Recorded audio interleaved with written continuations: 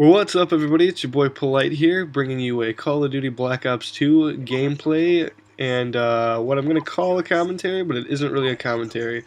Recently on YouTube, I've been seeing a lot of videos of people over gameplay instead of commenting, telling stories, and I'm going to try that out today with you guys. First of all, we'll start with what's going on in the gameplay. This is domination, ground war domination, only the first half of it because the second half was all laggy, and Black Ops 2 Theater doesn't like to record full games. So, it's just the first half. So, alright. I bet you're wondering what kind of story I'm going to tell you for the first story ever. Well, the best story I could think of was one that happened to me fairly recently. I'm a freshman in college, as some of you might know, and I went to a party one night with some of my friends, and it was the first time we'd ever been to this house or anything. And let's just say I drank a little bit more than I usually do. And so time goes by, we're all having fun, and somebody's like, "Well, hey, do you want to go play beer pong down in the basement?"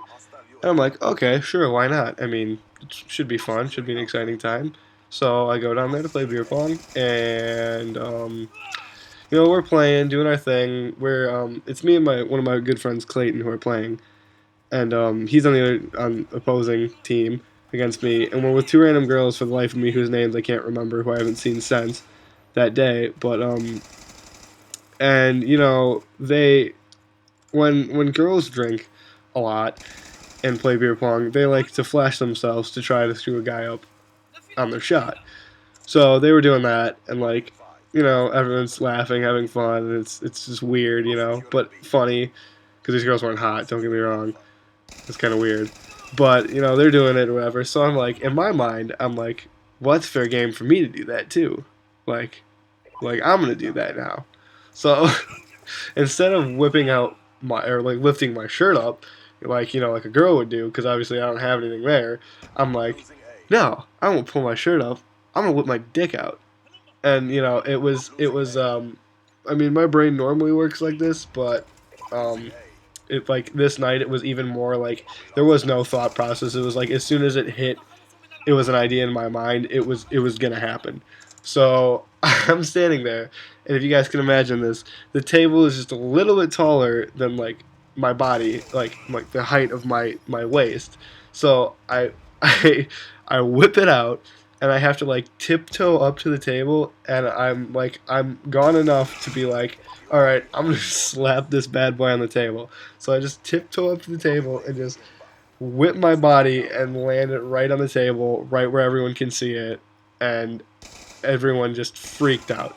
I mean, it was by far one of the weirdest things I've ever done, and even to this day, people like though my friends who are there will come up and mention to me like, dude, that was crazy. Why did you do that? Like, you were so gone.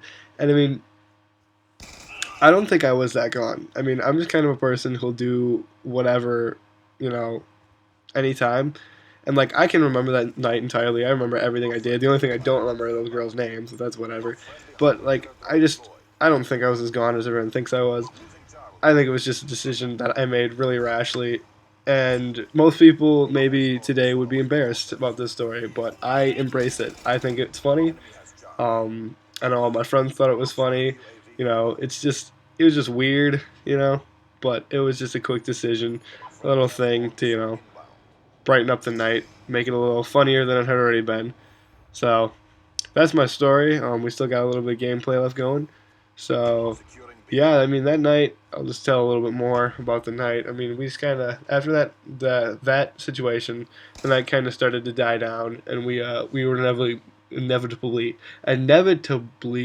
wow, I can't talk. We were going to walk home. So like we set out on our adventure to walk home, and I'm like leading everybody home because like again I was the most together, even though everyone likes to think I wasn't. I was the most together to be able to lead us home from the house we were at. So I lead us all home. We all kind of we get back to our rooms. I go to bed right away. I was tired, and apparently everyone else stayed up, walking around the halls, disturbing everyone, getting everyone pissed off, and that was just the epitome of a party night for my group of friends.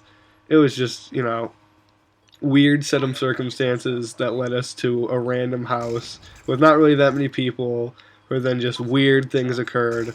weird things that I did, and I mean, it was just that's about an average night for us, you know. So that's my story. Thank you guys for watching. Thanks for listening. This has been Polite for Small Terabyte, and thank you for watching again. Subscribe. Peace out, everybody.